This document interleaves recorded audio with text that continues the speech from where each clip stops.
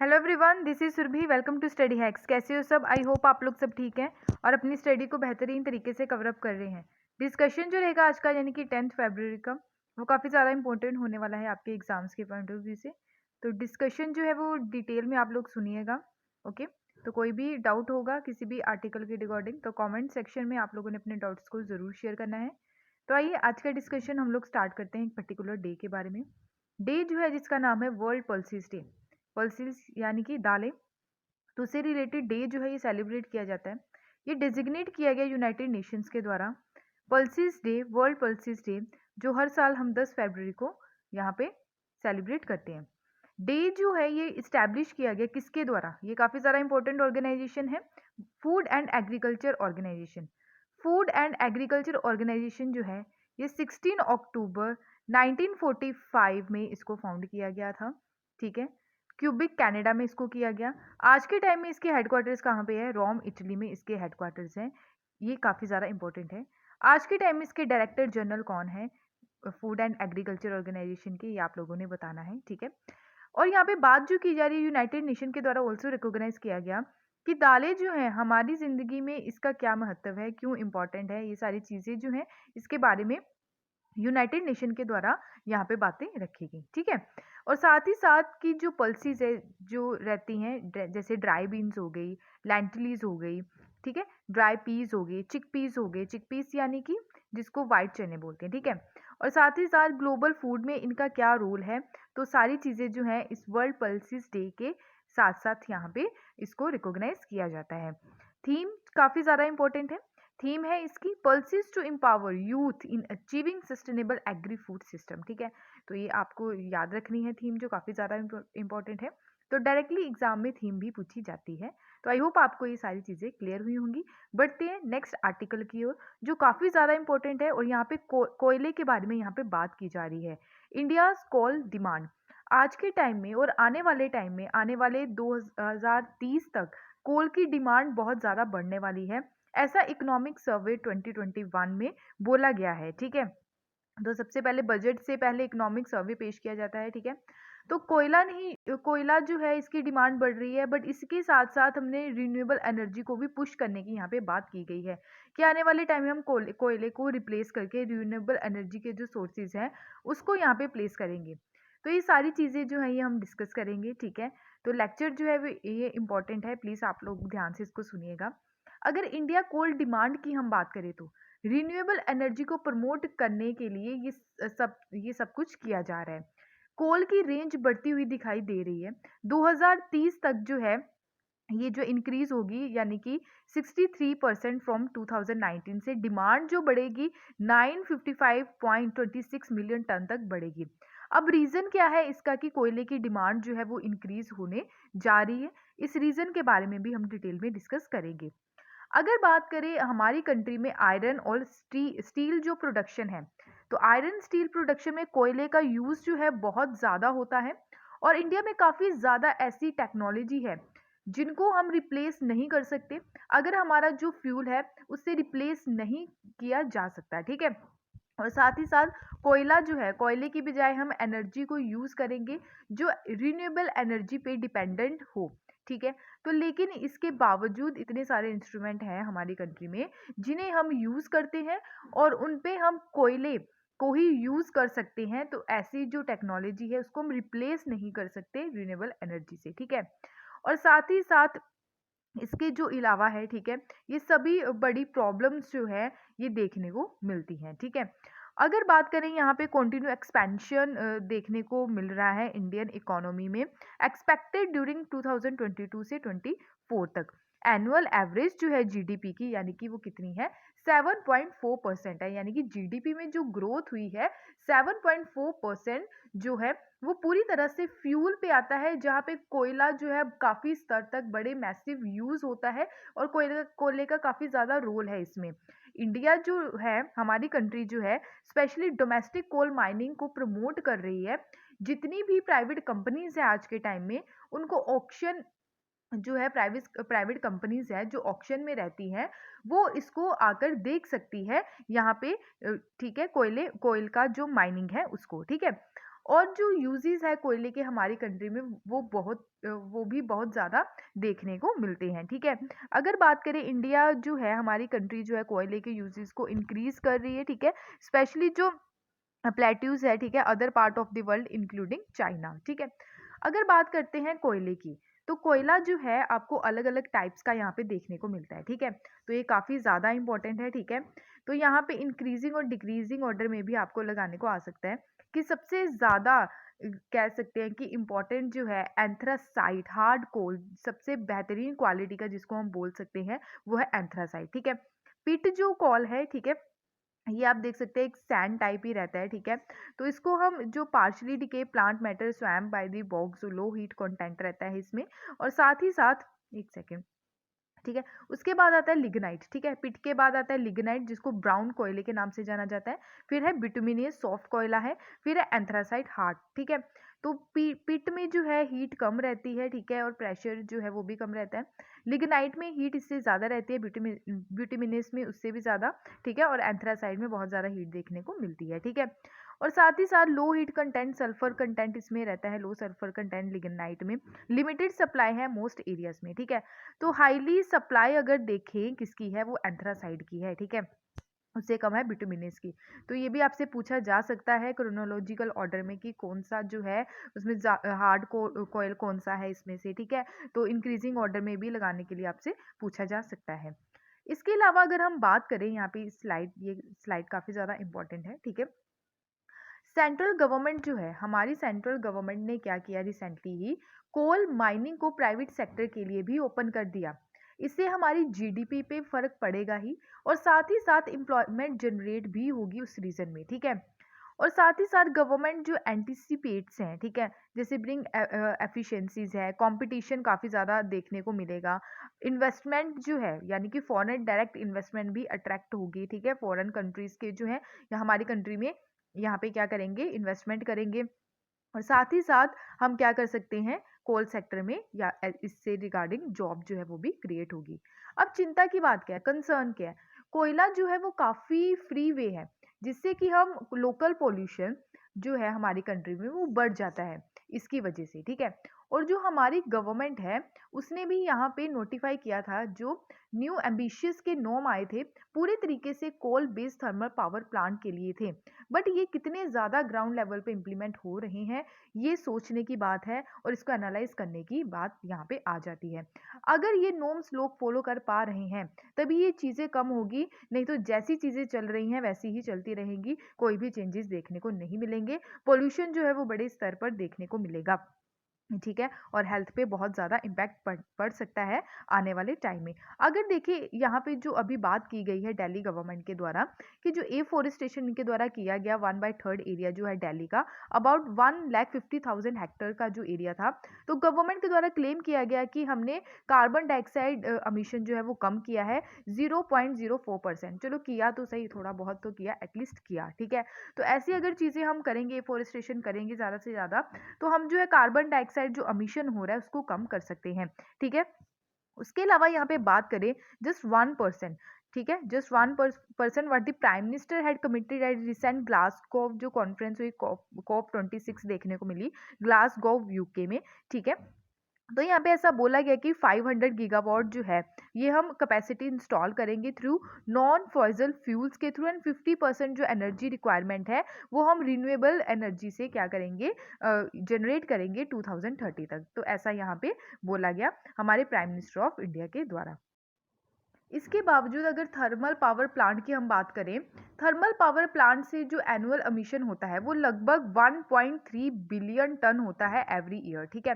अगर देखें तो यहाँ पे जो कोयला कंपनीज है हमारी कंट्री में, ठीक है, कोयला कंपनीज हैं, तो ये बोल दे कि अगर वह अभी भी रिन्यूएबल एनर्जी पे स्विच करें, यानी कि अभी से वो कोयल कंपनीज जो है कोयले को छोड़ के रिन्यूएबल एनर्जी पे स्विच कर जाए, तो वो भी ठीक नहीं होगा, क्योंकि उसके उसके लिए उन्हें ज़्यादा एफर्ट्स भी लगाने पड़ेंगे कंपनीज़ को।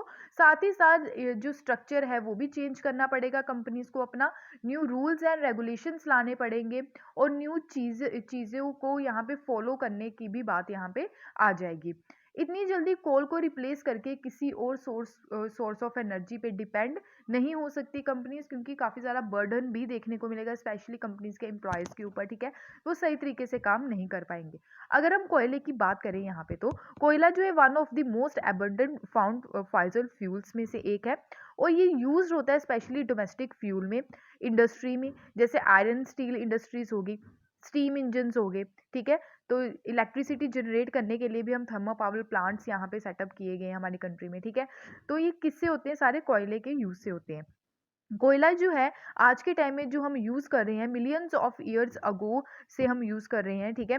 तो swum God breed under the layers of earth, ठीक है। फॉसिल फ्यूल्स क्या होते हैं? जो भी जीव जंतु मरे हैं, पेड़ पौधे जो है वो सड़ गल के धरती के नीचे जो है दफन हो जाते हैं, तो वो क्या कहलाते हैं? फॉसिल फ्यूल्स कहलाते हैं। उससे क्या बनता है? कोयला बनता है, ठीक है। तो ब्रीड सनशाइन जो है कोयले को बोला जाता है। और साथ ही साथ लीडिंग कोयल प्रोड्यूसर वर्ल्ड वाइड अगर देखें, तो वो है चाइना है, उसके बाद यूएसए है, ऑस्ट्रेलिया है, इंडोनेशिया है, ठीक है। तो फिफ्थ नंबर पे हमारी कंट्री आती है लीडिंग कोल प्रोड्यूसर्स में, ठीक है। तो फर्स्ट फाइव आप लोगों को याद रखनी है। कोल प्रोड्यूसिंग जो एरियाज है हमारी कंट्री में, स्पेशली वो है रानीगंज, ठीक है, झारिया, धनबाद, बैरक्को, ये सारे रीजन कहाँ पे है? ये झारखंड में है। ये काफ़ी ज़्यादा इंपॉर्टेंट है, बहुत बार एग्जाम में पूछा भी गया है, ठीक है। तो कोयला जो है, इसको क्लासिफाइड किया गया है 4 कैटेगरीज में, जिसको मैंने आपको बता दिया, ठीक है। तो एंथ्रासाइड है, बिटुमिनस है, सब बिटुमिनस है, लिग्नाइट है, और पीट जो है बिल्कुल, जैसे आप बोल सकते हैं बिल्कुल कम कैटेगरी का आप बोल सकते हैं। उसमें ज़्यादा आप देख सकते हैं कि ज़्यादा प्रेशर और हीट नहीं होती है, ठीक है। रैंक जो है ये डिपेंड करते हैं उनकी टाइप्स के ऊपर, अमाउंट्स जो अमाउंट्स रहते हैं कार्बन का, ठीक है, उसके ऊपर डिपेंड करते हैं, और हीट एनर्जी के ऊपर डिपेंड करते हैं, ठीक है। तो आई होप आपको ये कोयले के बारे में जो मैंने डिस्कशन की है वो क्लियर हुई होगी। अगर कोई भी डाउट होगा इसके रिगार्डिंग, तो प्लीज़ आप लोग ज़रूर बताइएगा, ठीक है। डिटेल में डिस्कस करने के बाद भी अगर कोई डाउट है, तो प्लीज़ आप जो है कमेंट सेक्शन में अपने डाउट्स को ज़रूर बताइएगा, ठीक है। नेक्स्ट यहाँ पे बात करते हैं जो काफ़ी ज़्यादा इंपॉर्टेंट है, वर्ल्ड वेटलैंड डे के बारे में, ठीक है। वर्ल्ड वेटलैंड डे जो है ये मैंने पहले यहाँ पे डिस्कस कर लिया था 2 फरवरी को, जब मेरी ये वीडियो आई थी, ठीक है। तो रिसेंटली ही अभी ये वर्ल्ड वेटलैंड डे जो है सेलिब्रेट किया गया, तो 2 फरवरी को किया गया अक्रॉस द ग्लोब, ठीक है। इस ओकेजन पे national wetland decadal change Atlas जो है ये प्रिपेयर किया गया स्पेस एप्लीकेशन सेंटर के द्वारा, जो किसकी है? इसरो की है। ओरिजिनली ये एटलस जो है, ठीक है, वेटलैंड डेकेडल चेंज एटलस, ठीक है। ओरिजिनली ये एटलस जो है ये रिलीज किया गया था सेक के द्वारा, यानी कि स्पेस एप्लीकेशन सेंटर के द्वारा, कब? 2011 में। बट इसको जो है यूज़ नहीं किया गया था स्टेट गवर्नमेंट्स के द्वारा, ठीक है। प्रॉपर प्लानिंग जो प्रोसेस है, ठीक है, उससे इसको इम्प्लीमेंट नहीं किया गया था, ठीक है। अब जो 2 रामासर साइट्स हैं, ठीक है, वेटलैंड्स ऑफ इंटरनेशनल इंपॉर्टेंस इसको दी जाती है, जैसे Khijadiya wild life sanctuary Gujarat में, Bakhira wild life sanctuary Uttar Pradesh में। इसको अभी अनाउंस किया गया जो 2 है रामासर साइट्स में, ठीक है। ये डे जो है, इस डे के चलते कन्वेंशन ऑन वेटलैंड 2 फरवरी 1971 में ये किया गया था, अडॉप्ट किया गया था इरानियन सिटी जो है रामासर, ठीक है। रामासर कन्वेंशन जो है ये इंटरनेशनल इंटर गवर्नमेंटल ट्रीटी है, ठीक है। ये एक फ्रेमवर्क प्रोवाइड करवाती है specially national action international corporation for the conservation wise use of wetlands and their resources. Countries जो है यहाँ पे मोस्ट रामसर साइट्स है, वो कहाँ कौन सी कंट्री है? वो है यूके, यूनाइटेड किंगडम। तो 175 रामसर साइट्स है। उसके बाद है मैक्सिको में 142 है, ठीक है। एज पर दी रामसर लिस्ट जो है बोलिविया जो है लार्जेस्ट एरिया उसमें कवर किया गया है बोलिविया का, तो वो है 1,48,000 square kilometre under the convention protection. First ये सेलिब्रेट किया गया ये डे 1997 में। थीम ये याद रखनी है आपको 2022 की, wetland action for people and nature, तो आपकी यहाँ पे रिवीजन भी हो जाती है। तो वेटलैंड्स का मतलब क्या रहता है? इकोसिस्टम सैचुरेटेड विद वाटर, ठीक है। वो लैंड यहाँ पे वाटर भी आपको देखने को मिलता है, एदर सीजनली और परमानेंटली भी, ठीक है।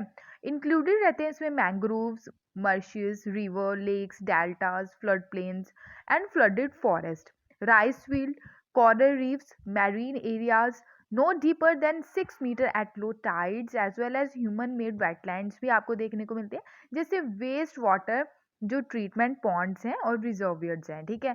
तो ये काफ़ी ज़्यादा इंपॉर्टेंट स्लाइड है, इससे बहुत सारे क्वेश्चंस जो हैं वो फ्रेम हो सकते हैं कि कि यहाँ पे जो कन्वेंशन था साइन जो किया गया था वेटलैंड डे से रिलेटेड 1971 में किया गया था 2 फरवरी को, ठीक है। ईरानियन सिटी जो है रामासर, ठीक है, वहाँ पे। और साथ ही साथ रामासर क्या है, ये एक इंटर गवर्नमेंटल ट्रीटी है, ट्रीटी फ्रेमवर्क है। तो टोटल रामासर साइट्स जहाँ पे सबसे ज़्यादा रामासर साइट्स जो है कौन सी कंट्री में यहाँ पे कैटेगरीज में रखी गई हैं, वो है यूके में 175 है मोस्टली, ठीक है। तो फर्स्ट सेलिब्रेट हमने कब स्टार्ट किया ये वर्ल्ड वेटलैंड डे 1997 में, ठीक है। थीम काफ़ी ज़्यादा इंपॉर्टेंट है, wetland action for people and nature, ठीक है। तो इससे बहुत सारे क्वेश्चंस जो हैं ये फ्रेम हो सकते हैं, ठीक है।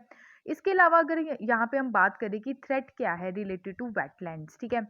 एज पर दी आईपीब्स यानी कि inter governmental science policy platform on biodiversity and ecosystem services, ये ग्लोबल असेसमेंट है वेटलैंड्स को लेके, are the most threatened ecosystem है ये।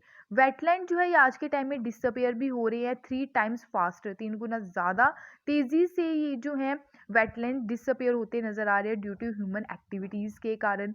ह्यूमन एक्टिविटीज़ यानी कि कहीं पे डेवलपमेंट कर दिया, बिल्डिंग बना ली, जो है रेल ट्रैक बना लिया, फ्लाईओवर बना लिया, तो इससे क्या हो रहे हैं, वेटलैंड्स आज के टाइम में डिसअपियर हो रही हैं। तो ह्यूमन एक्टिविटीज के कारण भी और ग्लोबल वार्मिंग के कारण भी। अकॉर्डिंग टू यूनेस्को के अकॉर्डिंग देखें तो थ्रेट जो है वेटलैंड को लेके, इसका इम्पैक्ट जो पड़ रहा है वर्ल्ड का जो फ्लोरा एंड फोना है, फ्लोरा क्या रहता है, प्लांट्स की स्पीसीज, फोना क्या रहती है, एनिमल्स की स्पीसीज। तो 40% जो इम्पैक्ट पड़ रहा है वर्ल्ड में फ्लोरा एंड फोना के ऊपर पड़ रहा है, ठीक है। मेजर थ्रेट जो है वो एग्रीकल्चर के ऊपर है, डेवलपमेंट के ऊपर है, पॉल्यूशन के ऊपर है, एंड साथ ही साथ क्लाइमेट चेंज का जो इम्पैक्ट पड़ रहा है वो बहुत ज़्यादा है, ठीक है। अगर हम सिग्निफिकेंस की बात करें, वेटलैंड जो है ये क्रिटिकल पार्ट है हमारे नेचुरल इन्वायरमेंट का, ठीक है। प्रोटेक्ट करता है ये कोस्टलैंड एंड बिल्ड करता है कम्युनिटी रिसाइलेंस, डिजास्टर में काफ़ी ज़्यादा ये रोल प्ले करता है, ठीक है। रिड्यूस करता है स्पेशली जो इम्पैक्ट होता है फ्लड का, ठीक है। डिजास्टर क्या आ गया, फ्लड आ गया, सुनामी आ गई, ठीक है। तो इसका जो इम्पैक्ट पड़ता है फ्लड्स का, ठीक है, अब्जॉर्ब करता है पोल्यूटेंट को, इम्प्रूव करता है वाटर की क्वालिटी। अगर वेटलैंड की बात करें, ये क्रिटिकल टू ह्यूमन एंड जो है प्लैनेट लाइफ के लिए है, और साथ ही साथ मोर देन 1 बिलियन पीपल जो है डिपेंड है, ठीक है, डायरेक्टली और इनडायरेक्टली, ठीक है। तो 40% यानी कि 1 बिलियन पीपल जो है वेटलैंड्स जो है हमारे एरिया में पाए जाते हैं उसके ऊपर डिपेंड है। तो 40% जो वर्ल्ड स्पीसीज हैं वो भी इसके ऊपर डिपेंड रहती हैं, ठीक है। तो रहती हैं यहाँ पे, ठीक है, सांस लेती हैं, फूड अपना यहाँ से प्रोवाइड करती हैं, ठीक है। तो ये सारी चीज़ें, विटर सोर्स जो है फूड का, ठीक है, रॉ मटेरियल का है, जेनेटिक जो रिसोर्सेज है स्पेशली जो मेडिसिन के हैं, हाइड्रो पावर का, ठीक है। तो ये काफ़ी ज़्यादा इंपॉर्टेंट रोल प्ले करते हैं वेटलैंड्स हमारी लाइफ में, ठीक है, ह्यूमंस की लाइफ में भी, एनिमल्स की लाइफ में, ठीक है। अगर 30% बात करें तो लैंड बेस्ड कार्बन जो है वो स्टोर है पीच लैंड, ठीक है। और साथ ही साथ ये इंपॉर्टेंट रोल प्ले करते हैं स्पेशली ट्रांसपोर्ट में, टूरिज्म में, कल्चरल एंड स्पिरिचुअल जो वेलबींग है पीपल के लिए। मैनी जो वेटलैंड्स हैं हमारे एरिया में वो है नेचुरली ब्यूटी है, ठीक है। और साथ ही साथ इंपॉर्टेंट है ये अब ओरिजिनल पीपल के, ठीक है। तो आई होप आपको ये सारी चीज़ें क्लियर हुई होंगी। उसके अलावा यहाँ पे बात करें कि हमारी कंट्री जो है, हमारी कंट्री में 49 रामसर साइट्स है जो कवर करती है एरिया 10,93,636 हेक्टेयर का, और ये हाईएस्ट है साउथ एशिया में। हमारी कंट्री जो है एशिया कॉन्टिनेंट में भी साउथ एशिया में सिचुएटेड है, ठीक है। बाकीरा वाइल्ड लाइफ सेंचुरी जो है उत्तर प्रदेश में, इसको अभी रामासर साइड में यहाँ पे ऐड ऑन किया गया, और साथ ही साथ खिजादिया वाइल्ड लाइफ सेंचुरी जो है गुजरात की, इसको भी यहाँ पे ऐड ऑन किया गया, ठीक है। तो ये याद रखना है। हमारी कंट्री में अकॉर्डिंग टू देखें national wetland inventory and assessment के द्वारा यहाँ पे कंपाइल किया गया, इसरो के द्वारा ये असेसमेंट अब कंपाइल की गई, ठीक है। इसरो यानी कि इंडियन स्पेस रिसर्च ऑर्गेनाइजेशन, कि वेटलैंड्स जो है 4.63% टोटल ज्योग्राफिकल एरिया जो है इसमें कवर करते हैं हमारी कंट्री का, ठीक है। हमारी कंट्री में 19 टाइप्स के वेटलैंड्स हैं। स्टेट वाइज डिस्ट्रीब्यूशन देखे वेटलैंड्स का तो गुजरात जो है ये टॉप में है। तो गुजरात में 17.56% टोटल ज्योग्राफिकल एरिया आता है ऑफ द स्टेट, और 22.7% टोटल वेटलैंड एरियाज है हमारी कंट्री का अगर कोस्टलाइन की बात करें तो। इसके अलावा आंध्र प्रदेश में दूसरे नंबर पे, तीसरे नंबर पे उत्तर प्रदेश है एंड फोर्थ नंबर पे है वेस्ट बंगाल। तो ये सारी चीज़ें जो है मैंने डिटेल में डिस्कस की हैं। अगर कोई भी डाउट होगा इसके रिगार्डिंग तो आपने डाउट्स को ज़रूर शेयर करना है कमेंट सेक्शन में। बढ़ते हैं नेक्स्ट आर्टिकल की ओर। यहाँ पे एक एनिमल की बात की जा रही है जिसका नाम है डोल्स। डोल्स वो नहीं जो टॉयज रहते हैं, ठीक है। तो ये जो है ये है एशियाटिक वाइल्ड डॉग्स, ठीक है। तो एशियाटिक वाइल्ड डॉग्स जो है यहाँ पे इसकी बात की जा रही है। ये अभी कहाँ पे पाया गया है, काफ़ी समय बाद ये इसको देखा गया है। तो न्यू स्टडी जो की गई है, रिपोर्ट निकल के आई है कि जो डॉल्स हैं जिसको एशियाटिक वाइल्ड डॉग्स के नाम से भी जाना जाता है, ये हाई माउंटेन्स जो हैं सेंट्रल एशिया के, नियरली 30 ईयर्स के बाद इनकी प्रेजेंस जो है वो रिकॉर्ड की गई है, ठीक है। ये एनिमल जो है ये डिस्कवर किया गया बिग टॉयस्ट कॉन्जर्वेंसी जो है औश रीजन सदर्न किर्गिस्तान में, ठीक है। तो यहाँ पे इसका जो लोकेशन है वो देख लेते हैं। सदर्न जो किर्गिस्तान है ये, ठीक है। तो यहाँ पे ये पाया गया है। अगर इंडिया के संदर्भ में देखना तो यहाँ पे ये लोकेशन है पर्टिकुलर, ठीक है।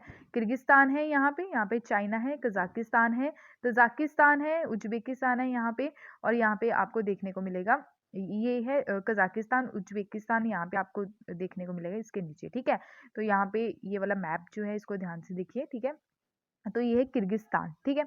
तो किर्गिस्तान, उज्बेकिस्तान, कजाकिस्तान, फिर चाइना, तो यहाँ पे ऊपर रशिया आपको देखने को मिलेगा। तो ये जब रशिया का विघटन हो गया था 1990s में, तो बहुत सारी ऐसी कंट्रीज जो हैं छोटे छोटे टुकड़ों में डिवाइड हो गई, ठीक है। तो पहले ये रशिया का ही पार्ट था, तो ये सारी चीज़ें देखने को मिली। अगर किर्गिस्तान की बात करें तो इसकी कैपिटल जो है वो बिशेक है। तो आप लोगों को यहाँ पे याद रखना है कि कौन कौन सी कंट्री की बाउंड्रीज जो है ये टच करती हैं किर्गिस्तान के साथ, ठीक है। तो आइए देखते हैं आर्टिकल के बारे में। यहाँ पे जो बात की जा रही है ढोल की, जिसको क्वीन एल्पिनिस भी बोला जाता है, ये वाइल्ड कार्निवोरस एनिमल है और ये मेंबर है कौन सी फैमिली का, मैमिलिया, कैनेडी क्लास मैमिलिया का, ठीक है। और इसको एशियन वाइल्ड डॉग के नाम से भी जाना जाता है। हिस्टोरिकली अगर देखें तो डॉल्स जो है, ठीक है, ये थ्रू आउट सदर्न रशिया में पाए जाते थे, ठीक है। फिर उसके बाद across central Asia, south Asia and southern जो है एशिया में पाए जाने लगे। अकॉर्डिंग टू रिसेंट रिसर्च के बारे में देखें तो करंट जो डिस्ट्रीब्यूशन मैप है, restricted to South Asia and with the northern most population of China. अगर इंडिया की बात करें तो क्या इंडिया में इसकी जो है प्रजाति पाई जाती है, तो 3 क्लस्टर जो है अक्रॉस इंडिया पाई जाती है, जैसे western eastern Ghat, central Indian landscape and north eastern India.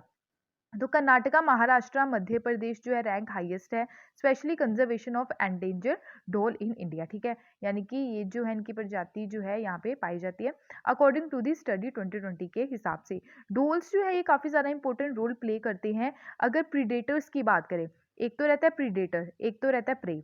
Predator क्या होता है, शिकार करने वाला, ठीक है। सपोज करो प्रीडेटर क्या है, लॉइन है, ठीक है। तो लॉइन जो है ये है प्रीडेटर, और लॉइन ने किसको खाना है, डियर को, ठीक है। तो डियर क्या हो गया, प्रे हो गया, ठीक है। तो ये आप लोगों को याद रखना है।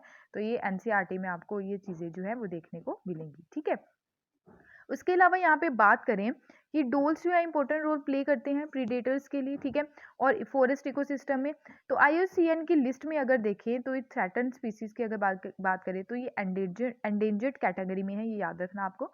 Convention on international trade in endangered species of wild fauna and flora cities यानी कि अपेंडिक्स सेकंड में है।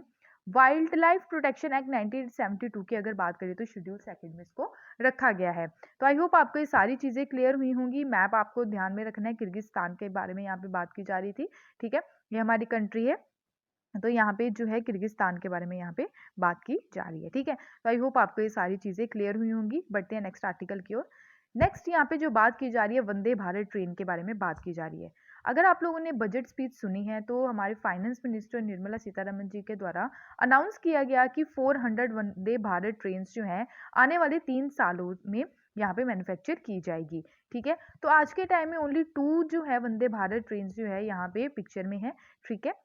तो 400 ट्रेन्स जो है पोटेंशियली इसमें इन्वेस्टमेंट किया जाएगा 50,000 करोड़ का, ठीक है। तो करंटली वंदे भारत जो है, ठीक है, तो 106 करोड़ पर ट्रेन को सेट करने में लगा। 16 कार्स इसमें देखने को मिली 2018 में, ठीक है। और साथ ही साथ इसको ट्रेन 18 के नाम से भी जाना जाता है, ठीक है, ये आप लोगों को याद रखना है। और साथ ही साथ करंट प्लान की अगर बात करें तो 75 Vande Bharat across the India independence day 2023 तक यहाँ पे रेडी करने की बात की गई है। हमारी कंट्री में ये खुद बनाई गई है, इंडिजीनियसली डिज़ाइन की गई है हमारी कंट्री में ही और मैन्युफैक्चर की गई है। सेमी हाइट स्पीड ट्रेन है, सेल्फ प्रोपेल्ड ट्रेन है ये, ठीक है। Next major leap for the Indian railway, यानी कि इंडियन रेलवे का जो नेक्स्ट जनरेशन आने वाला है, तो ये हम सोच सकते हैं कि जो वंदे भारत ट्रेन है आने वाले कुछ सालों में बाकी जो ट्रेन है उसको रिप्लेस करेगी, ठीक है। टर्म ऑफ स्पीड के हिसाब से भी और passenger convenience since introduction of राजधानी ट्रेन, ठीक है। फर्स्ट वंदे भारत जो है ये मैन्युफैक्चर की गई किसके द्वारा, इंटीग्रल कोच फैक्ट्री चेन्नई के द्वारा as a part of make in India program का भी ये पार्ट रही है और है भी है, ठीक है। तो कॉस्ट लगी इसको 100 करोड़ की। वंदे भारत जो है ये इंडिया की first attempt at adaptation of the train set technology compared with the conventional system of passenger coaches hauled by separate locomotives, ठीक है।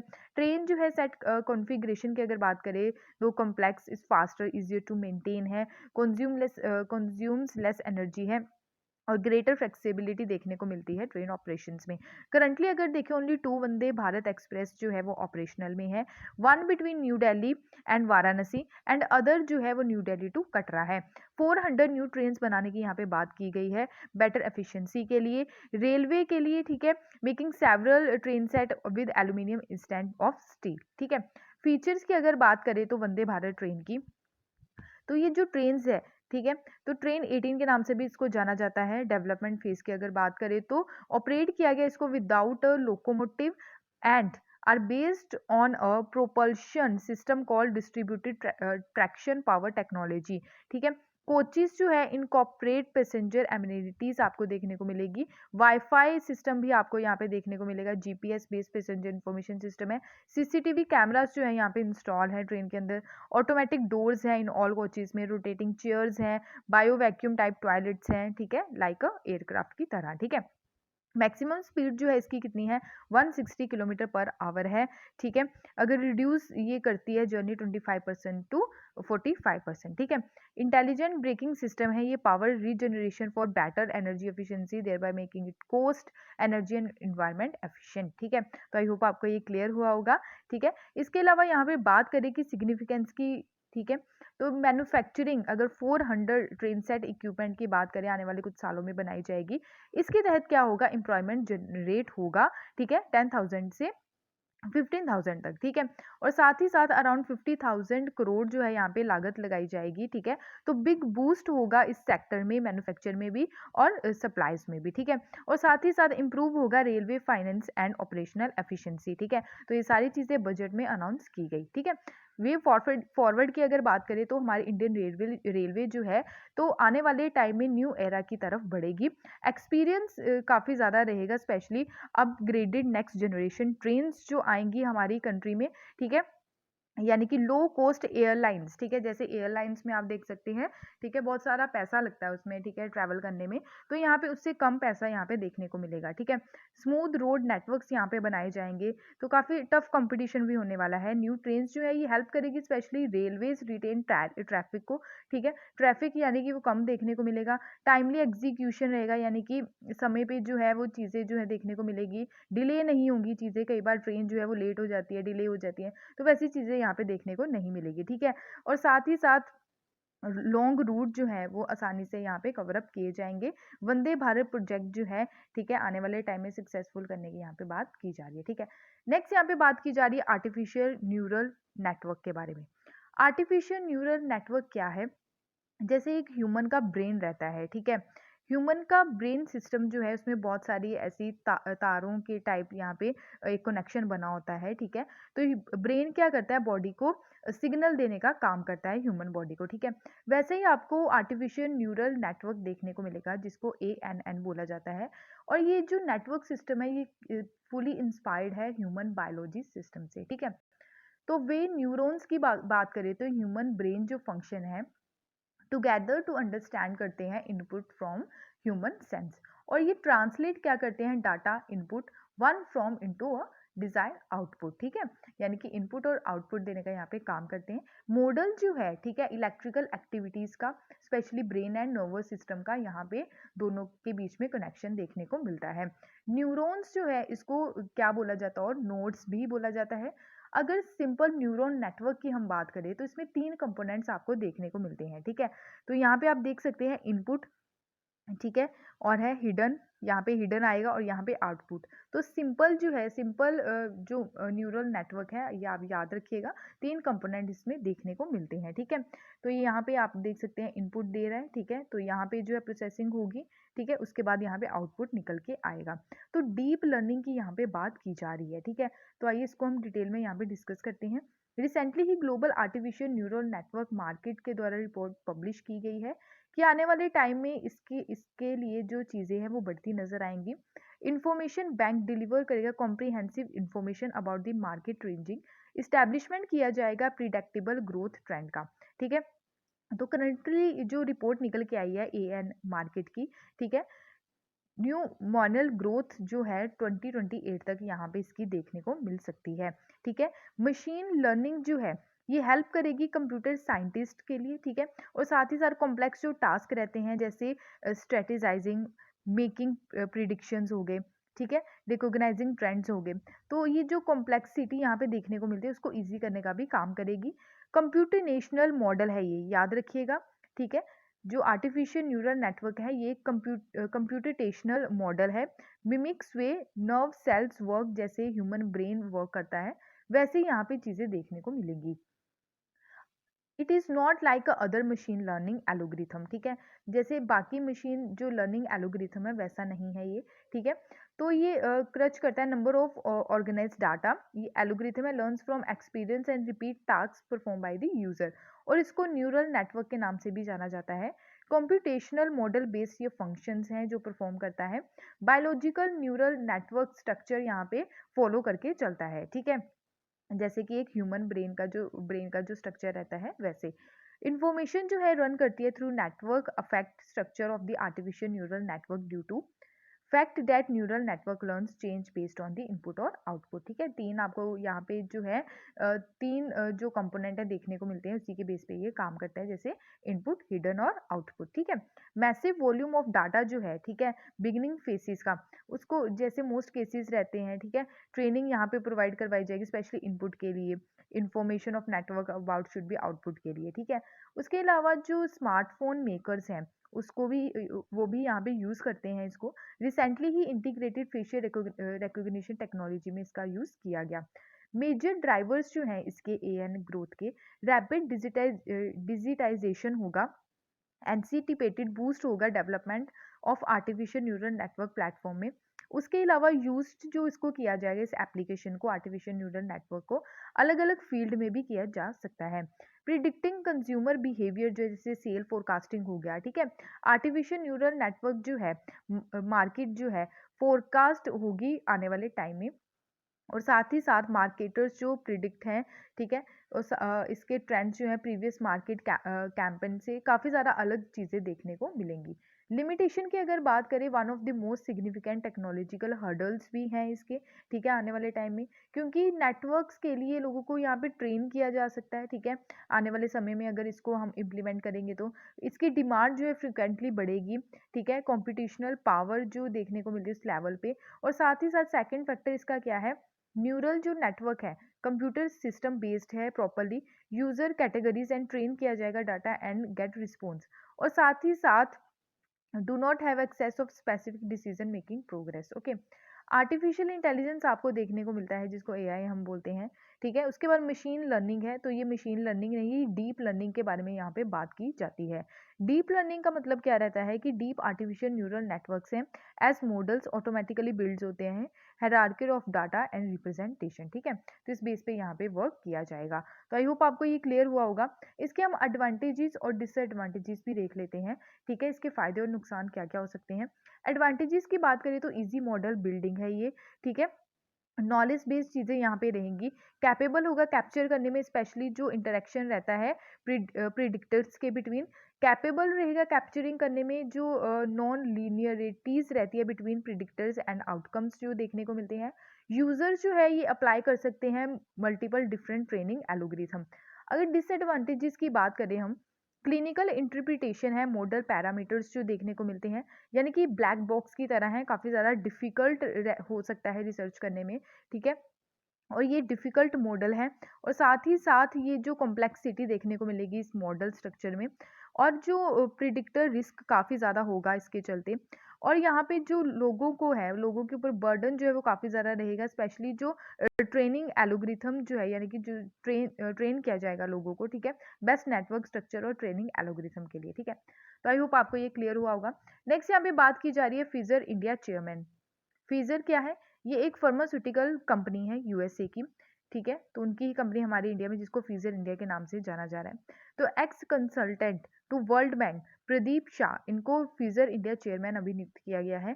फिजर इंडिया जो है, इनके फिजर इंडिया के द्वारा अपॉइंट किया गया प्रदीप शाह को चेयरमैन, ठीक है, as the board following resignation of R A Shah, यानी कि पहले आर ए शाह थे, ठीक है? और ये एक्स मैनेजिंग डायरेक्टर भी रह चुके हैं क्रिसिल के। और prior to founding CRISIL he assisted founding H D F C 1977, ठीक है? और इनके द्वारा सर्व भी किया गया उसे world bank and Asian development bank में भी, ठीक है? नेक्स्ट यहाँ पे बात की जा रही है महाभारत, तो सबने देखी है, ठीक है? उसमें जो भीम थे, ठीक है, जिनका नाम था प्रवीण कुमार, तो हाल ही में इनकी जो है वो डेथ हुई है, प्रवीण कुमार सौबती। तो इनके द्वारा काफ़ी बेहतरीन जो रोल था वो प्ले किया गया था महाभारत में। एक्टर एथलीट भी रह चुके हैं ये प्रवीण कुमार सौबती, ठीक है? इनके द्वारा प्ले किया गया भीम का रोल टीवी सीरीज जो है महाभारत में, और इनके द्वारा एशियन गेम्स में गोल्ड मेडल जीता गया, ठीक है? और साथ ही साथ वेरियस एथलेटिक इवेंट्स इनके द्वारा किए गए, specially hammer and discus throw में, ठीक है? तो इनके द्वारा 4 मेडल्स जीते गए एशियन गेम्स में, इंक्लूडिंग 2 गोल्ड मेडल्स 1966 एंड 1970 में। प्रवीण कुमार सौबती जो है, इनके द्वारा सिल्वर मेडल भी जीता गया हैमर थ्रो में ड्यूरिंग 1966 कॉमनवेल्थ गेम्स में भी, ठीक है? और साथ ही साथ ये इनके द्वारा एज अ एथलीट, ठीक है, एज अ एथलीट ये काफ़ी ज़्यादा पॉपुलर हुए।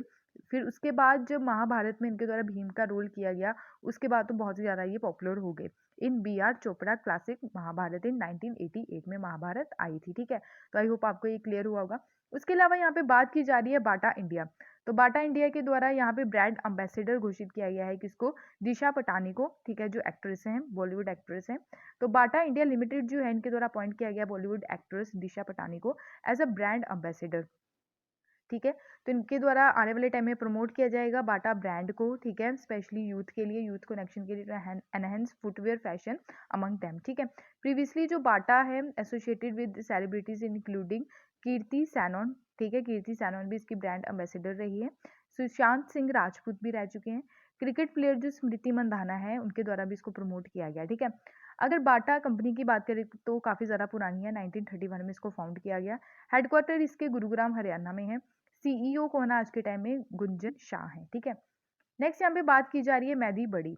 मैदी बड़ी जो है, ये एक हेल्थ से रिलेटेड प्लेटफॉर्म है, ठीक है? तो अभी यहाँ पे अमिताभ बच्चन जी को यहाँ पे ब्रांड एम्बेसडर बनाया गया है मैडी बडी का। MediBuddy one of the largest digital health care platform है, ठीक है? तो लेजेंडरी बॉलीवुड स्टार जो है अमिताभ बच्चन जी, इनके द्वारा यहाँ पे एक एग्रीमेंट भी साइन किया गया और ऑफिशियली इनको ब्रांड एम्बेसडर भी बनाया गया है, ठीक है? अमिताभ बच्चन जी जो हैं आने वाले टाइम में, ठीक है, इस प्लेटफॉर्म के बारे में यहाँ पे क्या करेंगे, प्रमोट करेंगे इस चीज़ों को, ठीक है? ताकि प्रायोरिटीज़ जो हैं हेल्थ हेल्थ से रिगार्डिंग, तो वो सारी चीज़ें यहाँ पे देखी जाएंगी। तो आई होप आपको ये सारी चीज़ें क्लियर हुई होंगी। लेक्चर जो है काफ़ी ज़्यादा लेंथी भी हो गया, ठीक है, क्योंकि मैंने डिटेल में सारी चीज़ें डिस्कस की हैं। अगर कोई भी डाउट होगा इस लेक्चर के रिगार्डिंग, तो अपने डाउट्स को ज़रूर कमेंट सेक्शन में शेयर कीजिएगा। पीडीएफ जो है आपकी जो पिछली बची हुई थी, वो भी मैंने टेलीग्राम पे प्रोवाइड करवा दी है, ठीक है? तो टेलीग्राम से आप पीडीएफ को यहाँ पे कलेक्ट कर सकते हैं। तो टेलीग्राम ज्वाइन करने के लिए आप यहाँ पे लिंक पे जाइए, डिस्क्रिप्शन बॉक्स में सारे लिंक्स हैं, ठीक है, आप ज्वाइन कर सकते हैं। इंस्टाग्राम पे भी आप फॉलो कर सकते हैं। अगर वीडियो पसंद आई तो प्लीज़ लाइक शेयर सब्सक्राइब जरूर कीजिएगा। Thank you for watching my video. जय हिंद।